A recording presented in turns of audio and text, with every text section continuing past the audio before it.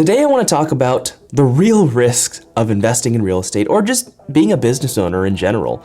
And it's the thing that no one really talks about. No one talks about too much online because everyone's talking about the good stuff, all the benefits and the pros and living life to the fullest. But there are real downsides. Even if you feel like you're doing everything right or you're taking all the right steps, one misstep can really hurt your financial situation, and I want to look out for you. And also, if you're new to this channel or this show, my name's Justin You're Wrong, and I've coached hundreds of students to make money in real estate. And the only reason I'm really making this particular video is because I had a student recently ask me about a potential situation or an investment that he was about to make, and I helped him kind of think through all of it to make the best decision for himself. Now, I'm not going to name names, but in his situation, here's what happened. He came to me and he said he had this investment opportunity because he's a real estate student, but it wasn't going to be him investing into a property. This other person had come to him and said, look, we need someone to be able to provide the earnest money deposit, and in exchange, we'll give you a good profit right when we close.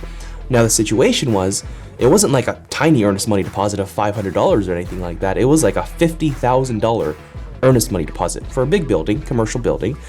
But essentially, what he was about to invest in or thinking about was giving the person $50,000 for the earnest money deposit, a good faith deposit to show that the buyers or his partner was about to actually close on the thing. Now, in exchange for him giving the $50,000 to that person, they promised him that he would get $20,000 right away, right when they closed. Now, at first glance, or just first thought, sounds like a really good investment. You know, you put $50,000 in, you get $20,000 back plus your initial $50,000. That's a really good deal. But the first thing I had to ask him is, what are the downsides? Like, what are the risks associated with this particular one? Because every contract is different, every investment is different, and it's all based on the terms that you agree upon in writing. And so we looked over the contract together. And what we found together was that in this particular situation, if that escrow were to fall apart or that deal were to fall apart for any reason, even if it was the seller's fault or if it was the buyer's fault, that earnest money deposit would be kept by the seller. That was the terms of the agreement. And when we went over that, he was still, interested, which I respect. It takes a lot of balls of steel to be willing to invest in something like that.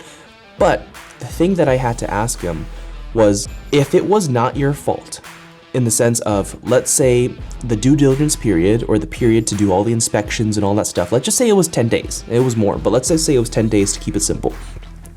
And let's say your partner or the buyer who's taking your money for the earnest money deposit, let's say the 10-day due diligence period, on day 11, they decide to back out and you lose your earnest money deposit. Could you live with that?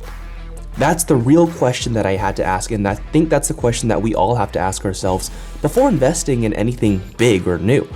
And when I asked him that question, he's like, I don't know if I could. That's it's a lot of money, especially he has a family and all that.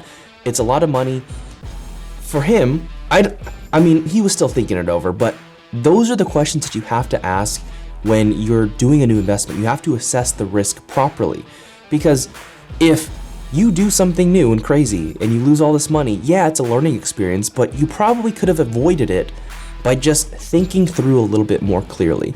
And the reason why I bring this up in general is because I first started to do real estate investing or that kind of business with a lot of paid marketing, with a lot of cold callers and cold calling. Like, I started and I hired 2 virtual assistants to help me out cold call. So each one of them were maybe dialing 1,800 people every single day. So there's a lot of dials every single day.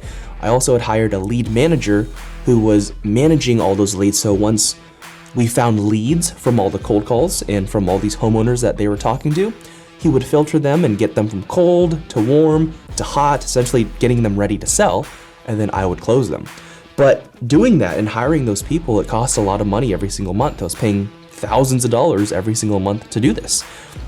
And if I were to go back in time, I don't know if I would have done it like that. I probably would have attacked the free strategies, because knowing that I was in a new business, I would have tried now, knowing what I know now and knowing how to properly assess risk, I would have done the least risky thing that would still benefit or generate the same amount of revenue, the same amount of returns, which is all the free marketing.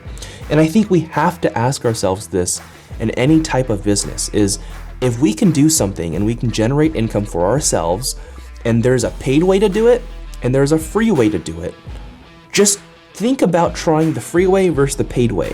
Because I don't care how much money you have in your bank account or how rich you feel. I understand that when the cycles hit, because there are business cycles, there are recessionary periods, there are good periods, but there are bad periods. And in the bad times, money can dry up very fast as a business owner if you're not careful. And I know this firsthand.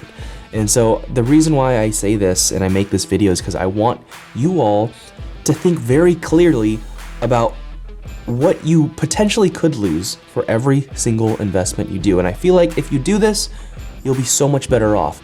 Because like I said, if I were to go back in time, I would have protected my butt. I would have done all the free stuff, done way less paid marketing, way less paid things, and just tried to do everything for free until I had some traction, and then maybe I was ready or willing to test some of the free marketing stuff. So that's what I would have done in my real estate investing business. And if you just want help to grow your real estate investing business, I want you to click on the link in the description below for a free strategy session.